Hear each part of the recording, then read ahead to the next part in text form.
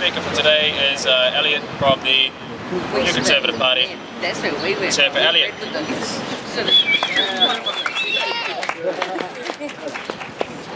Ka taka te titi, ka taka te kaka, ka taka huki kau, te hei Māori ora. I have a dream that one day my 4 little children will be judged not by the colour of their skin, but by the content of their character. Those words were spoken by Martin Luther King Jr., powerful words.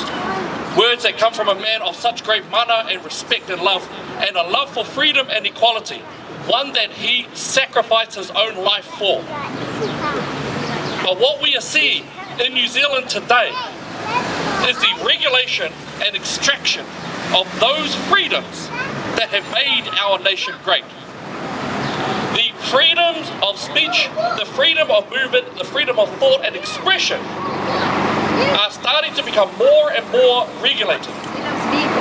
We have seen it in our general culture when we have people losing their jobs for holding ideas that are different than the popular majority or the vocal minority. We have seen it at a systematic level when Phil Goff shut down the 2 Canadian speakers and then passed responsibility to Auckland Live. We have seen the Vice Chancellor, the boss of Victoria University, shut down the free speech of Don Brash, claiming security concerns. And then we found out 2 weeks ago that an Official Information Act request discovered that she lied, that the entire management of Victoria University lied, and that it wasn't about security concerns, it was because they did not want other people to hear what he had to say. That is at a systematic level. And very recently, the Waka Jumping Bill, the bill that looks nice on the surface, but is designed specifically to suppress freedom of expression within a democratic environment. Now it's institutional. We had it in our culture, we have it in our educational systems, we had it at a systematic level, and now we have it at an institutional level. This is where things get very scary. And we at the moment are being expected to sit down, keep our mouths closed, and to allow our freedoms and our freedom of speech to be more regulated. And why?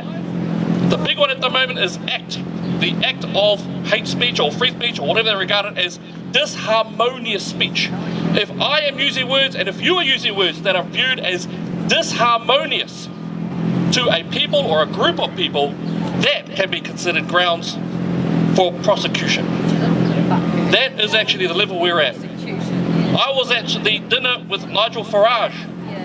Lovely, great time. And the people who were speaking outside were pushing more and more for a suppression of people's ability to speak at all. In fact, the venue they got was not the first venue. They had to recover and get another venue. This is the environment we're starting to come on. And it's not isolated either.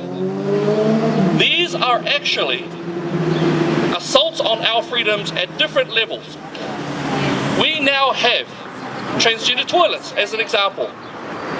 The ideas of diversity are not diversity, they are not inclusion. The ideas around pushing and enforcing diversity are about enforcing dilution. Dilution of difference, dilution of gender, dilution of income. And not only that, but sweeping up as many victims that they're able to gather and exploiting those people for their own goals. And I'm going to say it like this. I am part Māori, part Pasifika, part Palangi. For years I have watched the Labour Party exploit, use my people as nothing more than farms for votes. And what they do is they encourage a culture of victimhood. They encourage you to identify as a victim. No, don't bother getting up, fixing yourself and then moving on. You are a victim, you stay there. As an underclass, we are going to be who you vote for. And that is exactly what's happened to my people. And I hate it. I hate the fact that Labour Party and the Greens now want to encourage a culture of identifying as a victim. and then using them for votes, nothing more.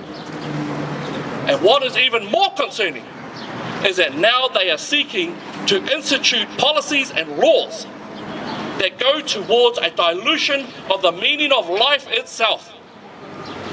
We are supposed to expect that socialism is supposed to be a faraway fictional story. They were supposed to be from the previous century. It's not supposed to be here now.